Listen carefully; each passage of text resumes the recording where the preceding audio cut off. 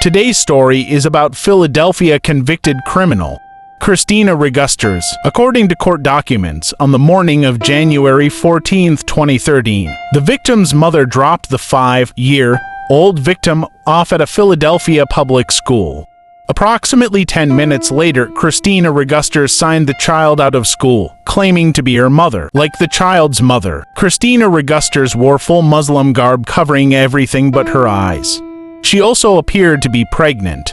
After the school day was over, employees of the daycare that the child attended came to pick her up as they do every day. When they arrived at school, they discovered that someone other than her mother had signed her out for the day.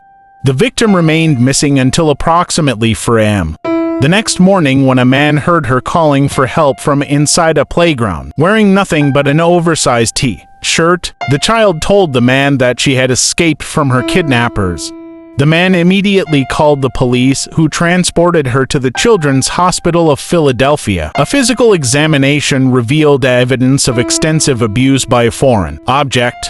Investigators swabbed the T-shirt she was wearing for DNA evidence and found Christina Regusters' DNA, the victim's DNA, and the DNA of the man who found the victim at the park. On the same day she was found, the victim recounted the details of her abduction briefly to a member of the Special Victims Unit of the Philadelphia Police Department and later, in more detail, to a forensic investigator assigned to the case. The victim also described her experience to the forensic investigator on a second occasion 10 days later. The victim recalled that Regusters, who first introduced herself to the victim as Rashida, picked her up from school, walked her to a house where she lifted her over a stone wall, placed her in a bag that she removed from under her Muslim garb, carried her into the house, and took her into a bedroom.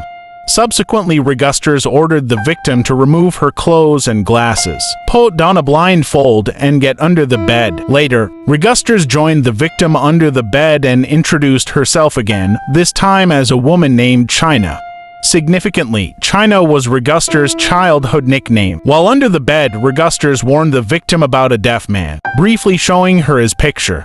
She warned the victim that they must be quiet, or else the man would harm her. Regusters then gave the victim a bath and brought her to the playground, where she was eventually found at 4 a.m. While Regusters kept the victim blindfolded throughout most of the encounter, she had removed the blindfold briefly while they were underneath the bed to show the victim the picture of the deaf man when Regusters gave the victim a bath, and when she walked the victim to the playground where she was found. The victim described China as having light skin and light eyes. The victim also remembered hearing a talking bird that repeated the phrase "you're fired." Detectives used the information about the talking bird to solicit tips from the public, leading them to Christina Regusters. Additionally, when detectives drove the victim around the neighborhood where she was found, she pointed to a home with a green door near the garage of a home as the location to which she was taken. Both Regusters and the talking bird resided in that home. At the time of the kidnapping, Regusters was an employee of the same daycare that the victim attended, and she had previously interacted with her. On the day of the kidnapping, however, Regusters was serving a 3-day suspension from the daycare for an unrelated incident and was not working. Regusters claimed she slept in at home that day because she was feeling ill. She lived with her aunt and her young cousins. Police searched Regusters' home and seized all computers and cell phones. A digital search of Regusters' computer found that a user had conducted internet searches for Muslim clothing, child pornography featuring young girls, whether taking a bath could remove DNA evidence, what type of evidence police collect in a rape kit, and for information regarding the victim's disappearance and the investigation that followed. It was not immediately clear who had conducted the searches, as the computer was not password protected and multiple people lived in the home. None of the victim's DNA was found in the house. Regusters and testified that Regusters had recently disposed of the rug that had previously been underneath the bed. Regusters matched the description the victim provided and lived in the home that the victim identified, and police arrested her.